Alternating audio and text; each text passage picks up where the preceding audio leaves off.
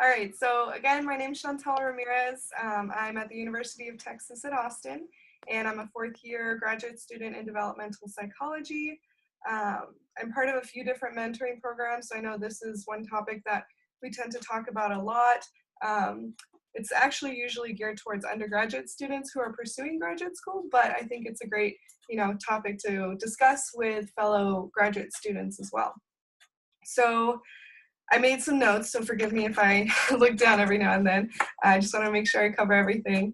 So I guess before I start, I just wanted to emphasize that there's no one single right way to do, to work on time management, or one single way to go about planning everything. Everybody has, different preferences and whatnot. So these are just kind of personal or suggestions based on personal experiences and what I've talked about with my peers, etc. So another thing that I want to mention is that time management isn't the only thing that's important. In addition to time management, you have to work on self-management, which basically being aware, conscious, and responsible of your own tasks and keeping up with your responsibilities. But also equally important is taking care of yourself physically and mentally, just to make sure you're able to perform at your optimal level, right? So, so I wanted to start by talking about what I call sort of backwards planning. A lot of people, when they think about time management, they think of more short-term, sort of how can I handle or juggle my day-to-day tasks, or perhaps even weekly. But what I've learned is that it's best to start with the long-term things first. So in a graduate program, obviously, it can range from 4 to 6 years or more. And you have various different milestones that you have to achieve. And so it's good to kind of set out a plan for when, more or less, whether it's based on your program's requirements or what your advisor tells you, when you plan on achieving those major milestones. So let's say if you have, like here we have a second year project that we have to do first, then we have a qualifying paper, then we propose our dissertation, etc., or apply for candidacy, propose dissertation, etc. And so each of those milestones, obviously there are subcomponents to those, but before we can sort of define those subcomponents and figure out a schedule for those, we have to figure out when our goal is for each one of those milestones. So once we have that laid out across however many years you plan on being in grad school, say average like 5 or 6 years, then from there you kind of go backwards and think, okay, what are the sub sort of tasks that I need to do in order to get to those major goals, right? So for example, let's say proposing your dissertation, there's so many things involved in that, both big and small. It could be anything from, writing your literature review, putting together your experiment, putting together your committee, scheduling a time to propose your dissertation. All of those little steps are things that you have to figure out how to organize in a timely manner so that you can reach that goal at the time that you had originally planned. So having, again, this yearly goals throughout your graduate career, then breaking them down into more monthly goals, or even semester if you want to go a little bit smaller. And then, again, you break it down into weekly goals. So this all sounds very tedious, but it'll save you a lot of anxiety later on because you kind of have a planned out road. But your weekly goals will help facilitate your planning of then your daily goals, where you can use something more like a to-do list to sort of keep track of what you need to do day to day to then reach those weekly goals, to then reach those monthly goals, and eventually your larger milestones. So that's kind of a very brief overview of sort of what I call backwards planning. And there's different resources that you can use. It's all, based on preference. But for me personally, when I try to track and plan out my bigger goals, particularly my monthly and my yearly goals, I usually use something like Google Sheets or Excel, something like that, just so that I can see kind of a visual of, I can put like the semesters or the months on the side, and then, each task or each goal that I have, and kind of, color code it so that I can see around which semester or month or year or whatever it is that I want to achieve that goal. And then I'll use more of like a paper planner or, you know, some sort of to-do list application or software to help me keep track of those shorter term goals, so like weekly, daily goals. Um, for daily tasks, I like to use an app called Todoist, but there's different apps that you can use. Um, and those are just some general suggestions for that. So another thing that I recommend, so kind of moving on from the backwards planning, another thing that I recommend is not only keeping track of what you have to do, but also keeping track of what you've already done, because it can get very sort of, you know, you can get overwhelmed by all of the things that you have to do, knowing that you have your day-to-day, week-by-week, monthly tasks, and it just kind of piles up on you and you're just like suffocating. So yes, I see you shaking your head. But yeah, so, you know, I have a friend who makes a nice list every day of what she's accomplished. Even just seeing like a strike through on your to-do list, seeing that you got through those tasks. But it's important to keep track of this, and at the end of the day, reflect on what you were able to achieve, not only so that you can then adjust as needed. Maybe you assigned yourself too much for a day that you thought, you know, you'd be able to get more done, but it took longer than you expected. But so you can adjust whatever it is that you're assigning yourself, but also so that you can, you know, feel good about what you did and know that you took, even though it's a small step, it is a step towards that larger goal.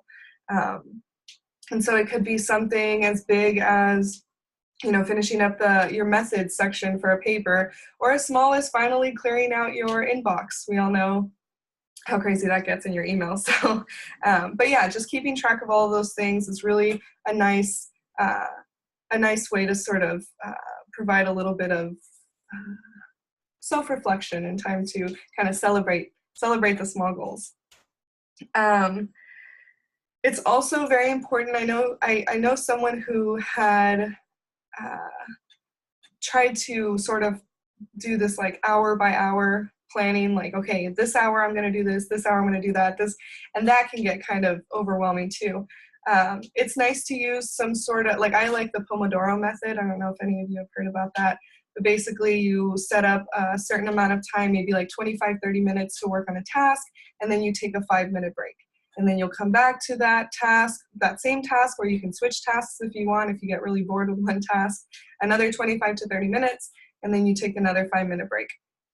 And after about 4 sessions of those 25 minutes, then you can take a longer break.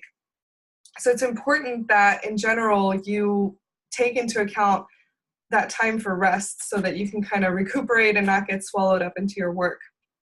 So whether they're 5-minute long breaks, 10-minute long breaks, don't forget about lunch. I made that mistake a lot of times. I would just put off lunch and then be like, oh, hey, it's dinner time.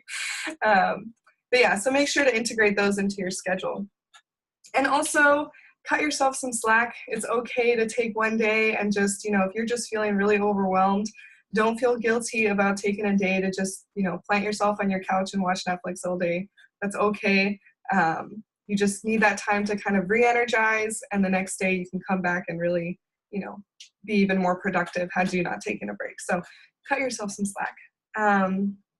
It's also good to have a central calendar and to-do list sort of medium. I know at the beginning trying to be overly organized. I had like my Google Calendar, and then, you know, a planner, like a written planner, and then, you know, another paper planner, and like 5 different books trying to keep track of everything that I was doing. And I think I found out that took me way more time to manage, 1. And then 2, I would write things on one thing and not on the other thing, or forget to put it on my calendar.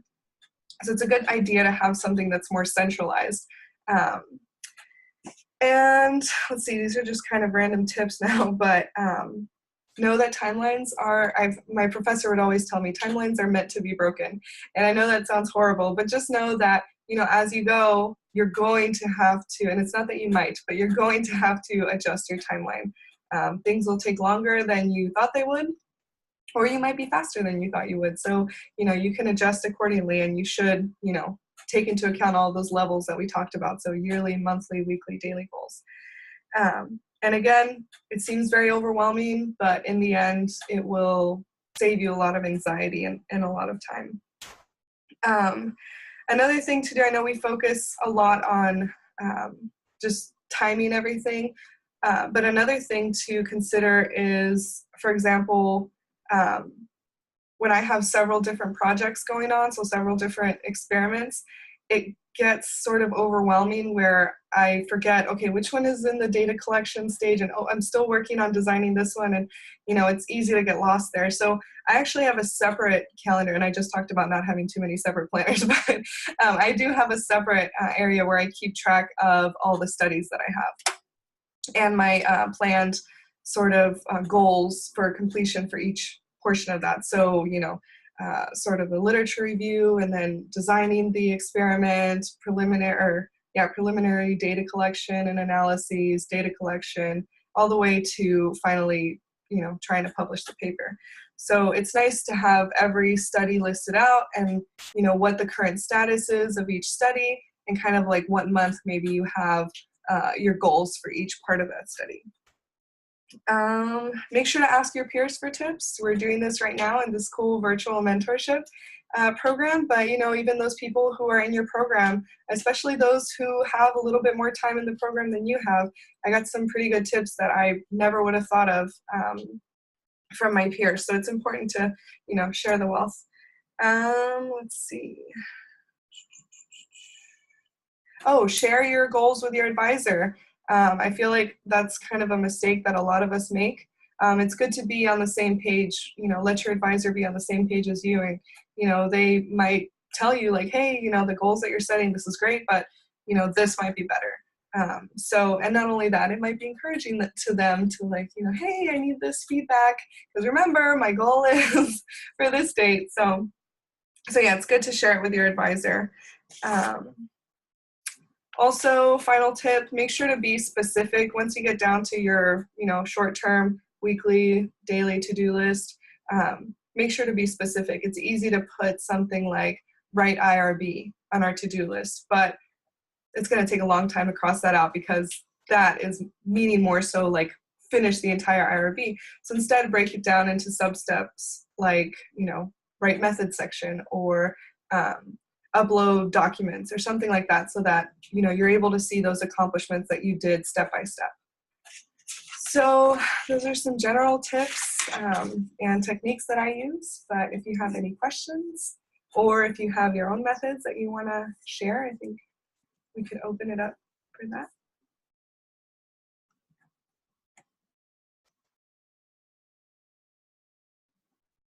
Oops, sorry, I think the audio is not working. There we go, got it.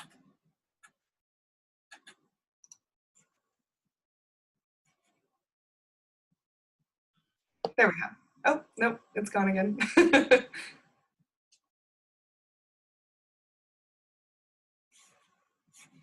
I think oh, is the audio up? There we go. Can you hear me? Yes, okay, now I can. Great.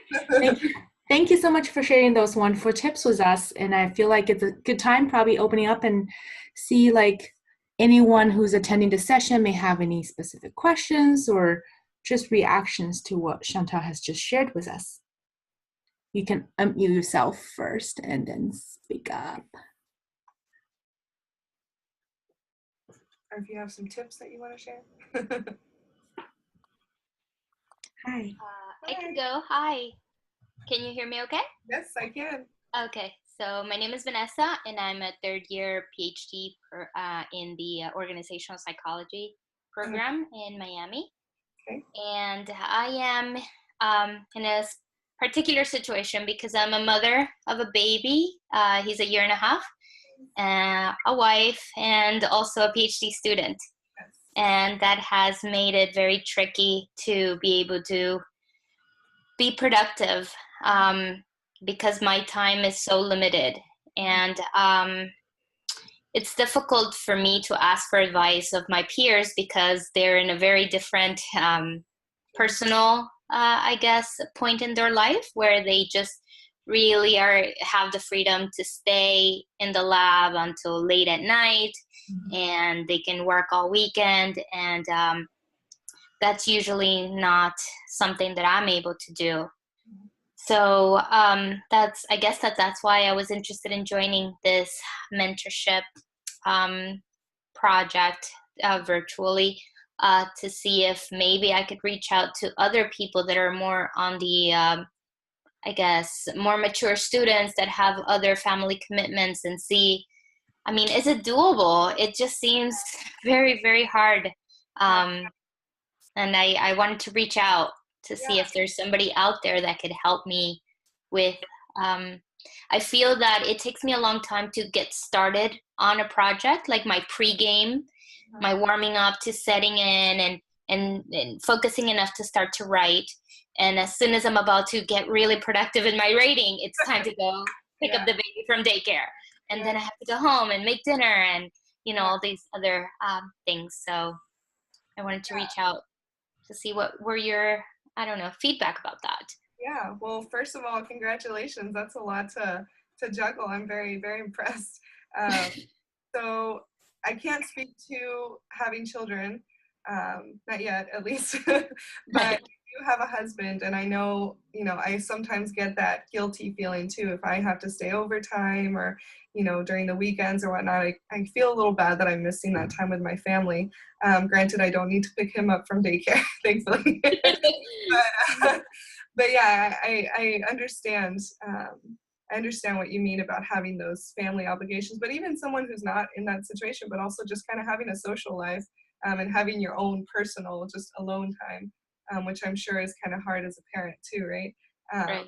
Aside from school. So I think some strategies that I would use and that I have used before to try to make sure that I get to spend time with my family. Another thing is my mother-in-law is living with us for a while right now, and so I feel extra bad if I have to stay too long at school. So I try to prioritize my to-do list in a way that I focus on what can I only get done in school or in the lab. What's something that, put whatever it is that I could, potentially do at home. Hopefully, I know it must be really difficult when, you have your whole family that you have to tend to.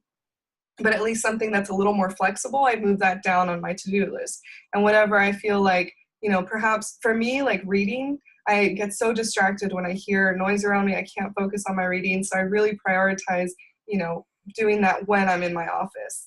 Or for example, you talk about your writing, perhaps moving that up in your to-do list to where you start working on it a little bit earlier when you'll have a block of time that you'll have a little more guaranteed, alone time to be able to work on that.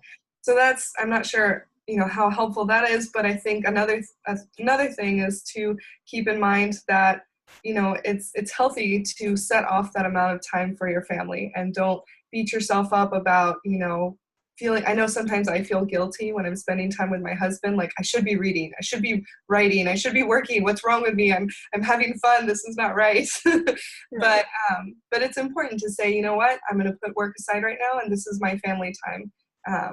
Because then when you get back to work, you don't, you feel like, hey, I've taken aside this time to spend with my family, and I really enjoyed it, and now I can get back in gear. So I think, hopefully that helps a little bit. But was there something like more specific? Yes, perhaps more specifically, how can I shorten that time to really sit down and focus? This might be something that's applicable to every student, whether or not they have other commitments, right? So if, as you were saying, if I was able to get to the office and start writing right away, then I could be more productive while I am allowing that time to be in the office. But I feel like I get there and it's just kind of like, okay, let's get warmed up, and next thing you know, you've had 3 cups of coffee and you're still not warmed up. Yeah. So maybe a little bit about that. Yeah. So hey, Vanessa, this is Erica. I just wanted to say thank you so much for sharing that, because I don't have any biological kids. I am a 4th-year student in California in a PhD program, but I had for a very long time 2 foster kids. And my kids were brothers. They were 2 and 7. And I had to be really creative. And this was during my third year peak where it was really getting challenging. And so, and there were 2 of them. So it was really, really difficult for me at first, but I found a system. And this is part of what I did. What I did was I put them to bed at the same time every single night, no matter what, no matter if I wanted to play with them, no matter if I wanted to do things with them at 7:45, you guys are lying down. I don't care if you don't go to sleep until 9:30, you're going to go in the room and lie down. And so we had something that was very consistent. We had our dinner at the same time, our prayer time at the same time, and they went down at 7:45, and by 8 o'clock, story was read and I was out the room. That helped me so much because between the hours of 8 to 10, I knew they were clean. I knew that their clothes were ready for the next morning. I had packed their snacks and whatever in the fridge. And they helped me with that when they came home. Your baby's a little young, so you're not at that point where they're like helping, I guess. But the other thing that I did also I want to mention is I farmed it out. Like I got my niece and I got my nephew and I was like, listen guys, I can't do this all by myself. I really need some help. And, I would just give them, a little change. It wasn't something that really broke the bank, just a little change. And for 2 hours, 2 or 3 times a week, I would say, this is my goal. I'm not going out there to party. I need to go to the library. And then what it did was it really kind of rebooted my brain because by the time I got back to the house, not only did I get things done, I was so much more happy to see the kids. I wasn't like frustrated, like, oh my gosh, I have to do all these things. And the baby wants to play and I have to change his diaper. And then the 7-year-old's asking me philosophical questions it's so hard to do right now. Because he was diagnosed with like several mental health disorders, and one of them was autism, and he'd always want to talk about these technical things. And so my advice, what really helped me was to farm it out, to put them to bed at the same time. And the last strategy that really helped me out, like this was the best thing ever. Now this required some money out my pocket. I had went to the most expensive gym in the area. But what that gym did, they had like this amazing daycare center. So both of the kids were in there and I had to pay for each kid. But what happened was I had personal care time. So like I worked out, I had yoga, there was dance class. And at the end of that, I had some extra time because they gave you a certain block. Sometimes it would be, I can go get them in an hour, but they can stay up to a certain time. And then so while I finished worked out, I had something to drink, my water. Then I went and sat outside by the pool. Now this is an expensive gym, but I did it that way so that I could get some self-care, get some exercise, but also be able to sit down and like reboot myself outside. So those things were really helpful to me. And the other thing that helped me to concentrate, because I feel you when you go to work, you're like, whatever, I'm not sitting here doing schoolwork. But for me, what was helpful too is to connect with nature. So I find out like when I sit like in the grass or I sit like, outside anywhere and I bring my laptop on full charge, I really knock out papers fast because I'm connected with the earth in some sort of way. So I hope those little strategies helped you because they really helped me. I don't have the foster kids anymore, but when I did, I was able to get all A's and continue to get all A's. And I think it was because of those things that I had did. Thank you. Thank you so much. It does give me some pointers of things that I can definitely adopt. So I appreciate it. Yeah, and if I can jump in as well. So my name is Trin. I'm a fourth year in counseling psychology. I also don't have a child, but then I've talked to professors about those time management or how to figure out writing times, like when you have a family. So one of the tips my professor suggested, and one of them is kind of like trying to find out time where you can have just for yourself that's not going to be distracted by your children. So sometimes it works if you can block out times like early in the morning. So if all your kids get up, like if your child can relatively have like a sound sleep at night, then maybe consider getting up around like 4 to 5, and then you can have a good 2 or 3 hour block where you can focus on writing or reading and have that alone time until you may have to get up, like get back to take care of your kids. So I think what Erica was suggesting is blocking time at night. So it depends on whether you're more of a morning person or night person. So maybe just consider like trying to find those times so you can at least have a long enough time where you can have the luxury of warming up, but do not have to be cut off like after you warm up and don't have enough time to actually write. Wonderful. Thank you. Thank you very much. I think in terms of warming up to the writing too, I feel like we all share that problem or similar problem, but I think for different reasons sometimes. So it could sometimes be the environment that you're in. So, you know, what Erica shared, that's pretty cool that you can switch environments, sort of switch this sort of vibe that you're surrounded by and be more productive. For me, I also get a little bit of that, you know, sort of difficulty warming up to writing, like you said, but more so it's because I am very much a perfectionist. And so I see it as a huge hurdle. And so I kind of, you know, in being a perfectionist, it also comes with procrastination because I'm like, I know that I'm going to be so into every single little detail that I'm like, it's very daunting. And so I kind of avoid it. But I think it's important to find out, you know, what is sort of the underlying reason why you find it a little bit difficult to warm up. You know, maybe you're not getting as much rest as you need, or maybe, you know, you need to change environments like Erica was saying. So just do a little bit of self-reflection to figure out, you know, what it might be something that you didn't think of changing that would help you in warming up to this writing. And another side note is that you should look into, I don't know if you're on Facebook, but I know there's a lot of like PhD mom groups on Facebook. And I think there's one Facebook group called Latinas Completing Doctoral Degrees or something like that. There's actually a lot of Latina moms on there, and they have recommended other pages too. I think there's one called like Doctoral Moms or something, and they kind of share, you know, different obstacles that they faced, and of course they all share their, you know, different suggestions for solutions or what they've done. So I think it would be really nice to kind of find other ways to reach communities who are more so in that situation, like you mentioned. So think about that too. Thank you. I appreciate all the opinions. Thanks so much.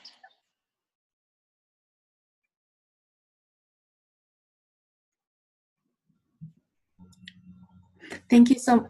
Oops. Sorry. Go ahead. Oh no, you're fine. Oh yeah. Thank you so much for sharing your concerns, Vanessa. And I wonder, what about others in this session? Like, do you have any specific questions about time management that you want to share with us?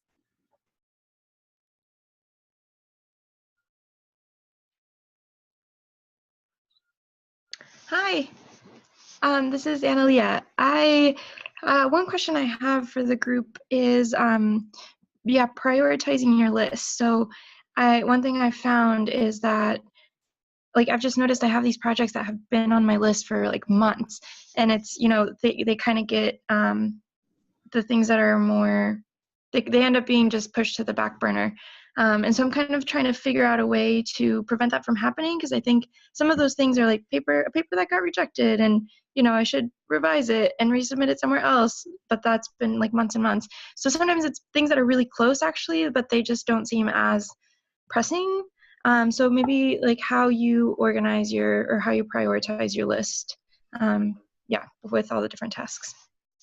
Yeah, I know it's easy to put, you know, a lot of people will say, well, prioritize it, but it seems like, well, everything's a priority, so I can't really figure out what to put in the priority list. My whole list moves up to the priority.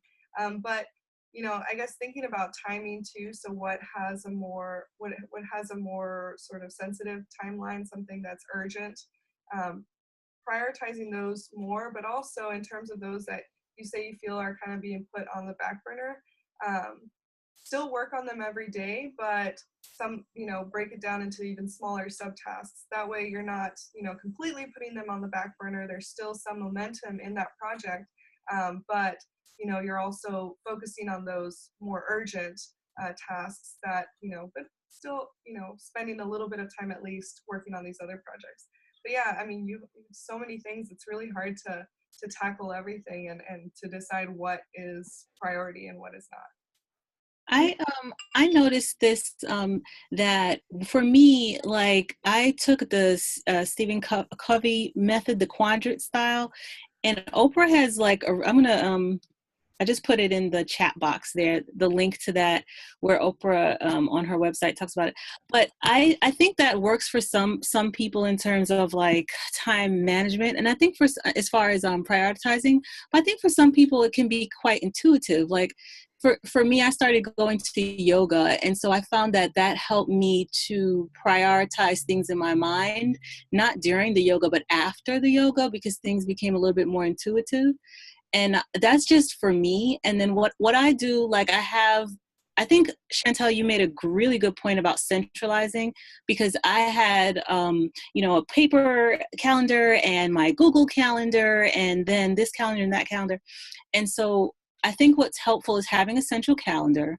But every morning, what I do is I cut, like old school, like your grandma used to cut up papers, like so no papers waste. Like I cut up papers and I have a pile of them. So when my mind is fresh when I first wake up, this really helps me. My mom actually gave me this idea, and she's like, go in your planner, take out all the things that you know that you need to do, whether it's intuitively that you need to do or whatever, and then just write it down, but only for the day.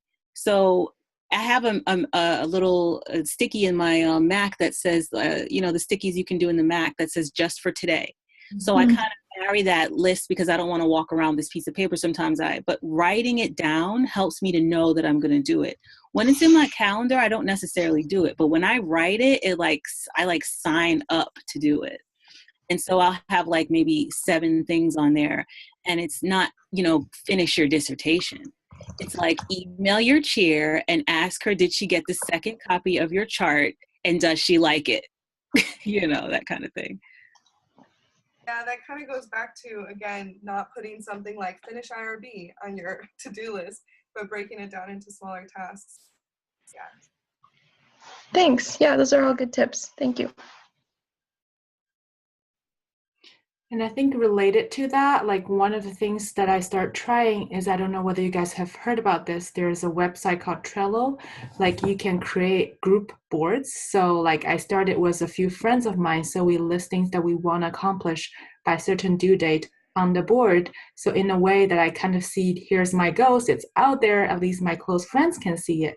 So when I accomplish things, I can just scratch it out, I completed it, I can archive it, and my friend can see it. So after a while, I will see, wow, like my friend, you have done a lot recently, good job. So we can give each other, not only keeping each other accountable, but also giving each other some positive vibes about celebrating our maybe small achievement, but we did something today.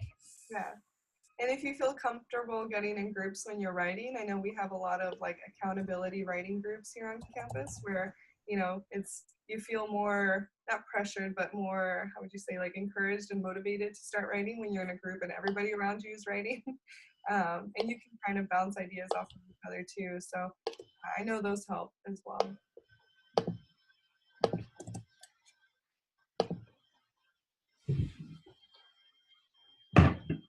Any other questions or topics you're wondering that we can probably just discuss here? I can't think of any other ones for now, but if anybody else has any other questions or suggestions too, again, I think this is, I did some self-reflection this year for the new year. And one of the things I noticed based upon my personality type, because I looked into my personality type, is I like to volunteer for everything. I'm the first one who has the hands up, like, I'll do it. And what ends up happening is that I don't create clear boundaries. In other words, I will volunteer for stuff and maybe something might be at risk, but I'll totally blow it off because I want to volunteer, because that's just how I am. So this year, I've decided that for this year, I will not volunteer for as many things. And then when people volunteer, how people volunteer you to do stuff? Like I did it just last week. Somebody told me to do something, and it was my supervisor. And the way that I framed it was, this is a great opportunity. I'm so happy that you asked me to do this. But remember, the goal of what I'm doing now is this, and this, and it's everything that I'm doing is a volunteer or extra, but that would be me volunteering because I know it's in my life and I know the priorities that I have to do. And in order to not mess up X, Y, and Z that's already set up, I have to make sure that I protect that. And so I will volunteer for A, but I'm definitely not going to volunteer for B. Can you respect that? And that took a lot out of me because I don't think I've ever done that. Like I've always been like, okay. And I think it was really helpful for me. And it showed to me like a personal sign of growth to not like volunteer for everything. Like it's okay. You don't have to be like the best perfectionist student. You can, you don't have to do that. You can say no and create boundaries, even to a supervisor, and it will feel safe if you frame it in a respectful way. So that's just one thing I wanted to say, to not volunteer for everything, and to create clear boundaries when it comes to time management. And you'll have more time to do the things that you need to do, like working on your dissertation, so that you can make your deadline for applying for internship or whatever the next step is. Yeah, I'm definitely on the same boat as you. I tend to volunteer for pretty much everything. But I think what's helped me too is to actually keep like a physical list of the things that I'm volunteering for, so that way, when somebody tells me of an opportunity later, I'm like, wait a second, let me look at my list and all the things that I'm signing up myself, for me to do. And that kind of helps me take a step back and be like, okay, yeah, I already signed up for like 10 different things. I need to just say no this time. Yeah, and I think I also relate to what you just shared in terms of volunteering for everything, because I feel like a lot of programs tell us we want to be well-rounded professionals. So as some of you may be interested in getting into academia, then a lot of requirements as potentially early professionals later on is how to juggle like all the responsibilities we have. Maybe like how we get evaluated is how much we publish or how much we write and the quality of our work. But essentially as students, we're still expected to do a lot of other stuff like coursework, and I know some program clinical work and doing services like leadership opportunities. And I personally feel like there are things I'm really passionate about, and I feel guilty of saying no or not being involved, or even at this stage of my program where I have been heavily involved in volunteering opportunities, but now I kind of have to back down so I can have more time for dissertation. And I feel like it's time management, but also a lot of like thought processing of saying that it's okay for me to change how I engage in those opportunities, and just it's okay to take time for myself for what I need at this time. It's hard. Yeah, I agree. I was talking to a parent, one of my parents, and I mentioned something to them, and they're very analytical, and they said flat out, is this going to help you graduate? And then I thought about it, and I said, no. And then they said, well, why are you considering doing something that will take so much of your time and it's not going to help you towards graduation? And it was just such a simple feedback, and I was just like, you know what? You're right. So sometimes just kind of having someone to bounce ideas off of, even in groups like this, is really helpful, where you write down your goals, and you can do it for yourself. If you have all your goals on a sticky or something, and it's like, transcribe the session that I did with a client so that I'm ready for this class or something like that. If you have them all for the year or whatever, and then you think that you want to do something, and then you say, and this is not like obviously like medical stuff, like self-care stuff, but this is just like school stuff, because we need to be published and all this crap. So to kind of look at your goals and say, actually, this doesn't really contribute to my major goals. So maybe I should, back off from it. Yeah. So. And I think it's still safe and, useful personally to be volunteering in something that you're passionate about, but just, because that satisfies something, inside. Perhaps not going towards our major goals in terms of career and academics. But like you said, being conscious that, hey, I also have some sort of really important goals of like graduating that I need to prioritize, what I really need to do. But I can still volunteer in this because, like for example, for this virtual mentorship is something that I'm really passionate about. And yeah, it was going to take some time, but it's, it's very satisfying for me. To know that, I'm talking with my peers, and, I'm sure I'll get something very useful as well out of it. So I think still volunteering for something that you're passionate about is still, very important. But like you said, Erica, definitely keep in mind what your sort of higher order goals are, and limit your volunteering based off of that. I don't know. Thank you so much for that. And I don't know if anyone else has any other questions. And I'm just curious to know, since we had to space, like what does a typical day look like for you as a graduate student? And maybe it's open to everyone, Because I feel like for me, at least, sometimes it's challenging to reflect back and think about, oh my God, this day I spent 12 hours doing all the work. What kind of life am I having here? And it's been like 4 years already. I guess for me, one thing that's kind of hard for me is that I have like meetings pretty much every day. I teach class, and then after that I have, like weekly area meetings, and then meetings with my advisor, and then meetings with students, and then office hours.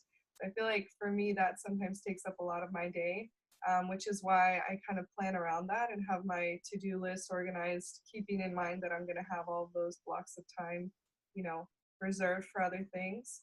So my day's pretty busy, and I'm sure all of you have very busy days too. But yeah, it can get kind of hectic. Yeah, and I guess I also asked that because I think part of what I wonder is it's kind of hard to have like a family life outside the program when you kind of spend most of your time in graduate school. And I feel like a lot of time it's hard on the partners we may be with or the children we may have, because they kind of have to have a really high level of understanding about what this means for us. Yeah, definitely. I recently was abroad for a semester in Amsterdam, and so I was kind of like plopped into a whole different like work-life balance type of culture. And what I found there was that people treated being a PhD student or being faculty way more as like a normal job, where everybody kind of went in the morning and everybody left in the evening, and not necessarily like short hours or anything, but it seemed like, of course I don't know, but it seemed like people didn't really work at home in the evenings that much. I think people like, check email and stuff, but not so much. And I think what I used to do here before was way more of kind of an all day thing, where it was also mixed in with like going to the grocery store in the middle of the day, or like doing errands that then you kind of start making up those hours at like 7 or whatever. And I think for me it was helpful to have the structure of everybody around me is on the schedule, so it felt way more like when I'm at work I'm doing work, and when I'm at home I can do whatever else. So I'm kind of trying to implement that more now too. But I'm not teaching, and I have like meetings, but not, my day isn't as structured. So I find a lot of like time that I have to kind of structure for myself. So yeah, days really vary, but I think trying to give them some sort of similarity is useful.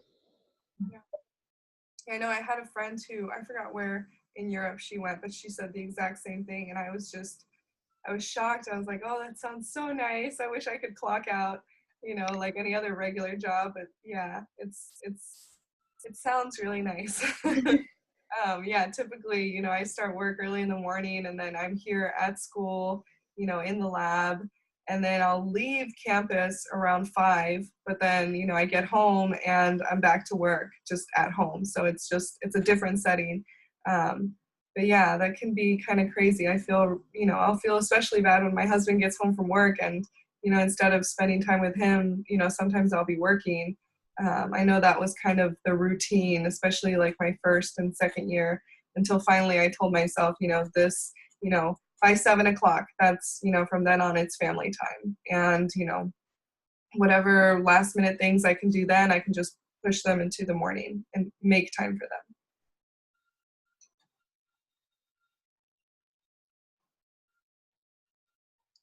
And I know like some of us, oh, sorry. No, that's okay. I just wanted to answer your question. In my particular case, I am teaching 2 classes, and so I teach Tuesdays and Thursdays, and I also have office hours on Wednesdays. So those 3 days I'm preparing for class, and I'm also, helping students during office hours. I find also that I extend myself when it comes to helping the students that are in my class, because even though I'm teaching them research methods and psychology, I find that many of them don't have their writing skills very developed by the time that they reach this class. And this is such a crucial class to take for many of them that want to continue in their education, that if they don't have the writing skills at that point, I'll sit there and correct grammar and spelling and punctuation. And I'll catch myself so many times going, this is not a writing class. But at the same time, if you don't give them that feedback, then you feel that you're letting them continue the same way that others let them continue to this point without giving them any feedback about, improving their writing skills. So that's a battle that I deal with a lot. And it takes up a lot of my time to grade their papers because of that. I've seen professors or other grad students that just make a general comment of, make sure you're checking for your grammar, as opposed to going in the paper and checking everything. So that's something I need to catch myself on very often, specifically because my time is so limited. I have done what you had recommended before, of getting up at 4, writing in that quiet time of the morning, because I'm definitely more, I guess my mind is fresh and I'm able to produce better quality of work. But after I get home, I can fall asleep eating dinner. Like, I'll fall asleep at 8 p.m. So anything that is after the baby falls asleep, I'm not there. So that's why as you were saying before, I know myself enough to know that it's not possible for me to do work after, because the day has already been so kind of like so busy and so exhausting that I try to do the work earlier, which also causes, because I'm getting up at 4, of course, by 7:30, I'm halfway. Exactly. So then really my days to work are Mondays and Fridays. Those are the days that I really have the flexibility to work on my own project, and I just need to really reorganize myself and take all this advice into hand, because then on Mondays I'll just spend a little bit more time doing things I volunteered for. So there goes another one of my days, leaving only Friday for me to do writing, because weekends I need to be with the family. Next thing you know, 2 weeks, 3 weeks have gone by and I have not a word on paper. And in the end, that is what we are measured on, right? Or at least many of us are measured on how, on results, not really on what is it that we're tackling day by day. So that's. Yeah, thank you for sharing that. I feel like it's very normalizing, and you kind of highlighted the importance of finding what's the best time for each of us individually to work on things. Like, what's the time that you can be more focused? Because I think I caught a lot of times myself, when I'm really focused, I tend to do easier tasks. So I know I have to challenge myself to focus on writing, which I also have difficulty warming up to, because it's kind of like a rearranging kind of situation. I think what helps me sometimes too is that I'll actually schedule time for writing as if it were an event. I'll put it on my calendar as an event, that it's like, 12 to 2, that's, around lunchtime and right before my office hours, I'm writing. And, I don't plan anything else during that time. It's not on my to-do list as in something that I could easily kind of put off until later. It's set as an actual event on my calendar, almost like going to a class or teaching a class. So really making that time. In terms of giving feedback on students' papers, I feel your pain. I do the same thing, especially when I was my first semester as a TA. I was just, I wanted them to go from, not so great to like experts within the first 2 papers. And so I would find, that by the end of the, grading, their papers were just like bleeding in red ink. And so what helped me was to make those general comments, but also, correct. A lot of times there's the same mistakes over and over and over again. So you just correct the first few, and I usually just put, implement this throughout, or, check for this throughout. That really saved me a lot of time. So just a little side sort of sharing.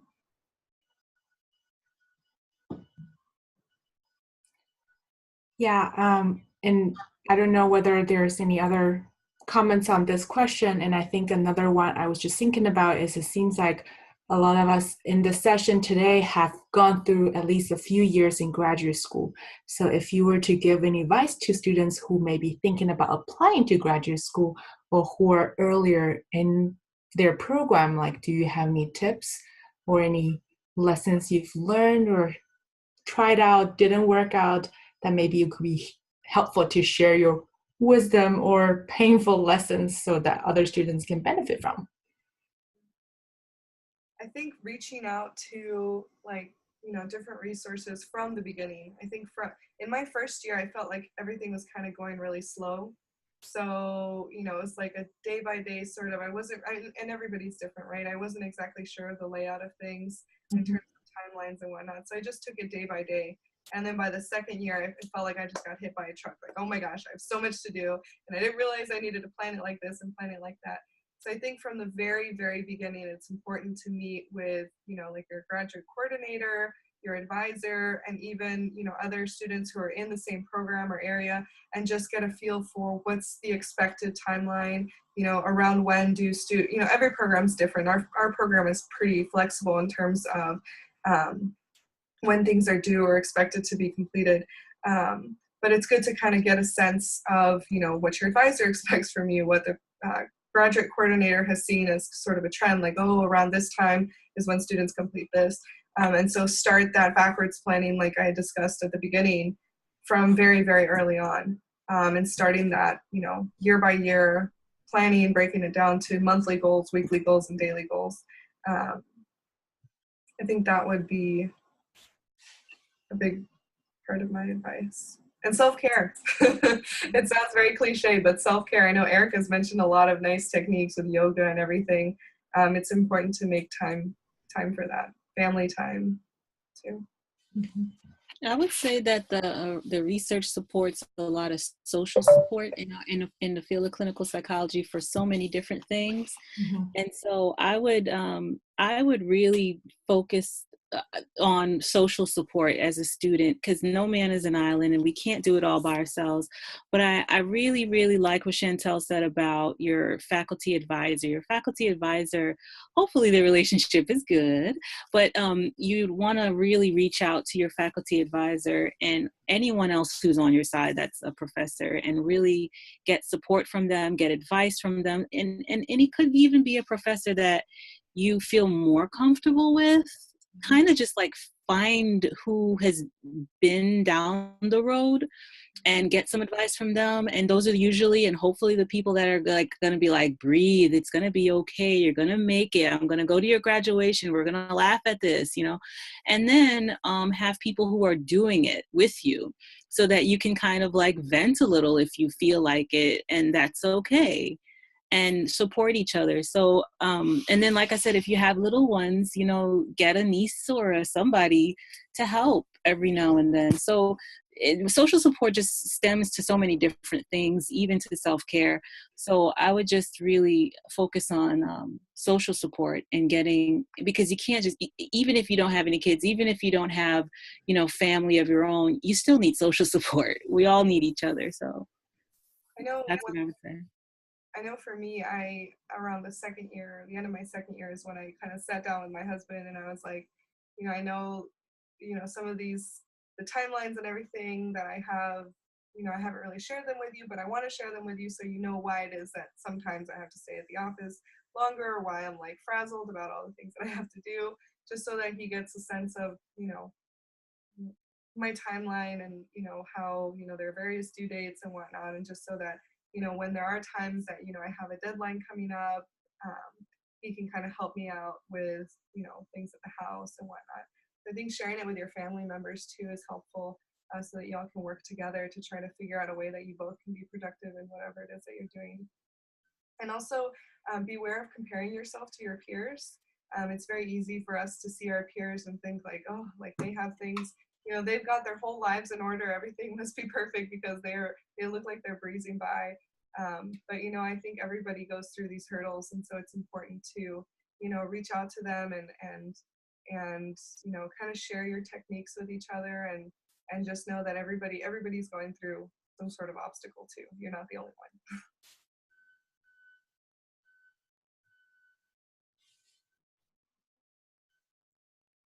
Thank you. I know there are only a few of us, so I wonder if there are any other questions or comments that you would like to share. And I know we're also kind of approaching the end of the time we have. So, sorry. Did somebody speak up? Sorry. No? Okay. Well, then I would just want to say thank you so much for sparing an hour of your day to attend the session, and a special, very, very special thank you to our mentor, Chantal Ramirez. And as a reminder, this recording of the session will be posted to our webinar in the next couple of days, and you're welcome to watch or share the content. And thank you so much for those of you who've shared resources on the chat box. If you don't mind, I'm going to share that with our committee as well. Maybe we'll find a way to share those resources to students along with the recording. You're also welcome to just provide any feedback through the email. You can find my email address on the program schedule. And I know we're scheduled for another session next Saturday. So we encourage you to join us back and just see if you've tried out any of the discussions we've had this week, and we can check and see whether they help or not. And hopefully we'll have more participants join our session next week as well, so we can have more of a discussion about, and you can share your wisdom about this as well. How does that sound? Yeah, that's great. It was such a nice session. I'm glad it was more of a group, mentorship, I think. I'm really glad that everybody got to share their own unique experiences and techniques. So great. Yeah. Thank you so much for joining us. Hope you have a great rest of your day. Sorry. Thank you, everyone. Thanks. Bye. Bye. Thank you. Bye.